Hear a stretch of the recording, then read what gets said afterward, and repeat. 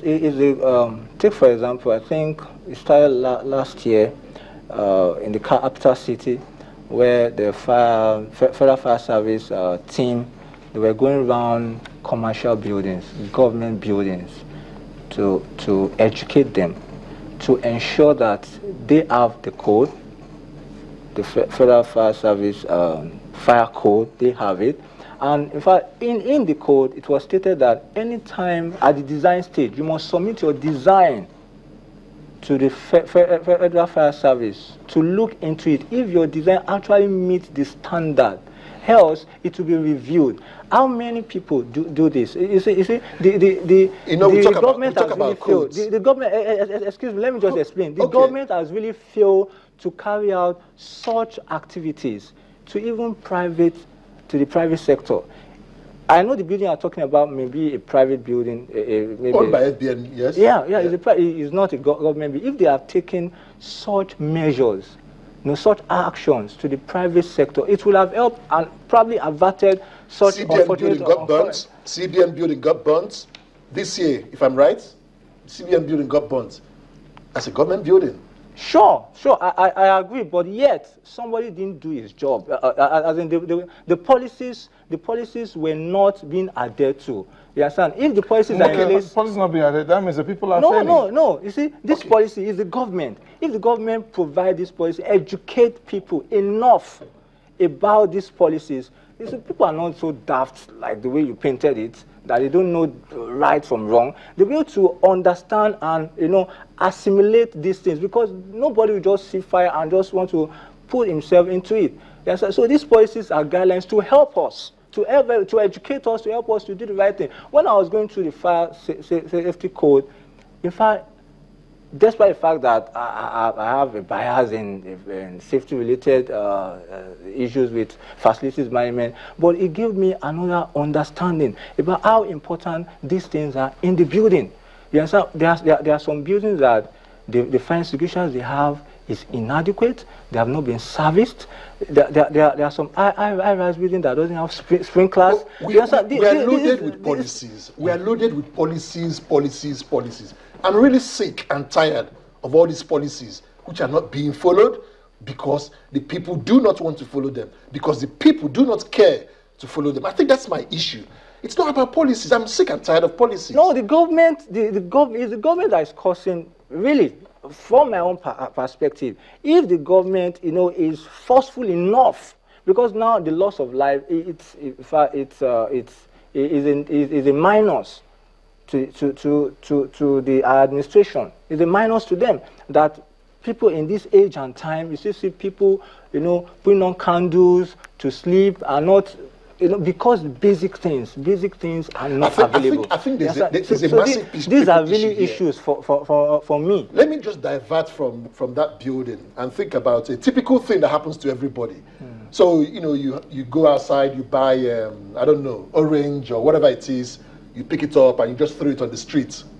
What's government got to do with that? That's, is that a simple sanity that should tell you, hey, put that orange peel inside your car? We have these roads littered all over. I mean, I don't know how long it's going to take a lawman to finish sweeping out Did the government Lagos. Provide adequate waste bins along the road? Did they put measures in place to ensure that the if you're driving, are you telling me if you're driving, you stop and put it into the waste bin? No, I don't understand. But did they provide adequate waste bins? So sometimes you go around, maybe you're just coming from an eatery, you have no place to even throw the waste. How about when you're driving? Let's talk about when you're driving, and this happens regularly. You see people, they're smoking, they'll put the ash on the floor, they'll eat gala, they'll throw the paper outside. What's that got to do with government? Tell me. What about these Kai people that we have in Lagos? What's their job?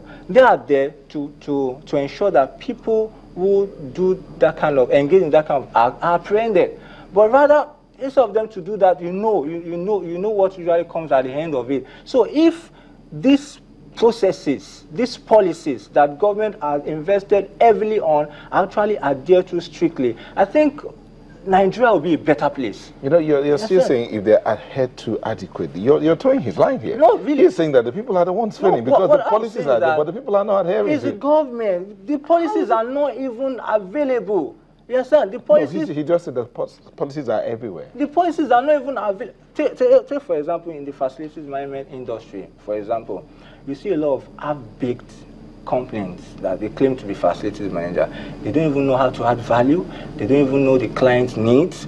They don't even, see to ensure, because they don't understand how facilities management is so strategic to the business of the client. How it's going to promote the client to ensure that productivity increases. The FM company is always going to that business because he sees that it's a new business in town, it's lucrative, he can go there, commit murder, and come back. Nothing happens. We hear of stories of fellows in professional institutions, collecting service charge for years and not being accountable. Nothing happens to such people. So what is the government doing about it?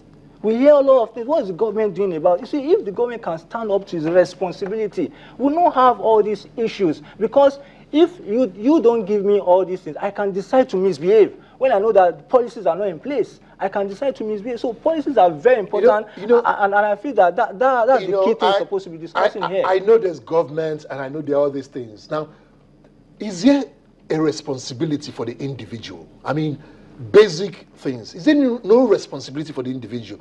One of the things we find we do is pushing responsibility to somebody else. In this case, to the government, provide us policy, enforce this for us. What happens to the basic civic,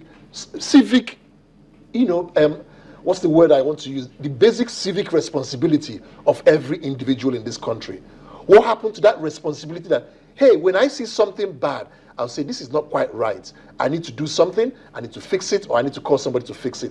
I mean, this is what one of the guys said. All the fire extinguishers had expired. Now, it doesn't take, only a blind person cannot see that fire extinguishers have expired. Because when they do the maintenance, they'll put a sticker on the fire extinguisher saying when the next due date is. I mean, from Total Facilities Management, you know all about this. What's your stake on that? Well, for me, there's a saying that what you don't know, you don't know. There's nothing you can do about it, except you have the desire to know about it. You see, there's a level of orientation.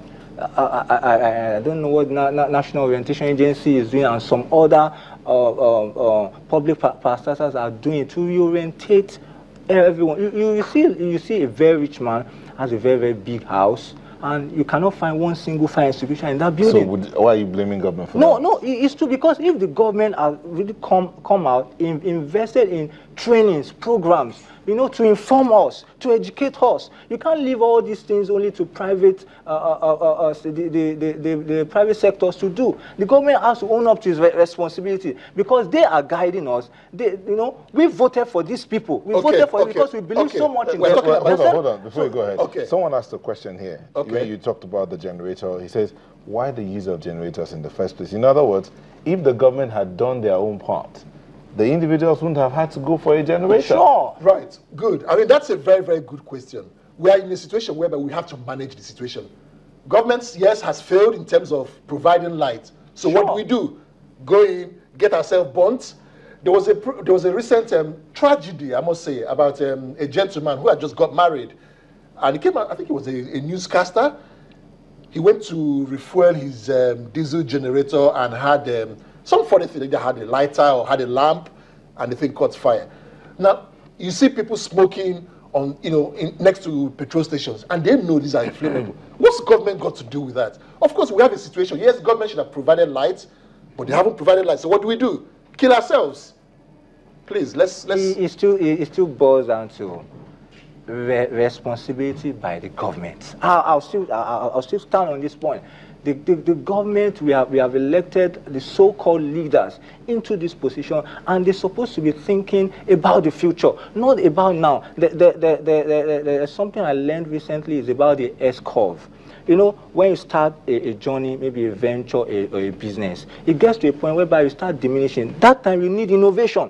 You see, these people are not innovative. They are just there because of their pocket. If they are innovative, they're supposed to read between the lines to know that, see, when you don't provide adequate power supply, it will get up to the point that people, a natural human being, natural instinct is there. You want power. You want to use your laptops, you want to study at night, you want to solve some problems, you just must find a solution. They are not innovative. So these people are major factor, a major concern to us because they don't even know what to do. They don't have the direction. So if they